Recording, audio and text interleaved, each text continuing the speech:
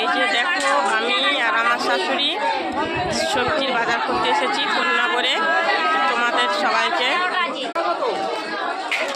এই যে দেখো হচ্ছে বেতো শাক, শিম, ডিম, করলা, বিট সব কিছু অনেক কিছু পাওয়া যায়। অনেক বড় বাজার।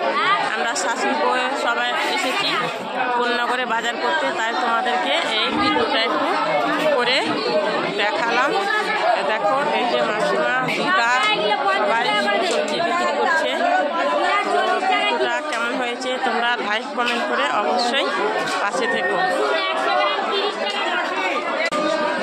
এই যে দেখো আর এক জায়গা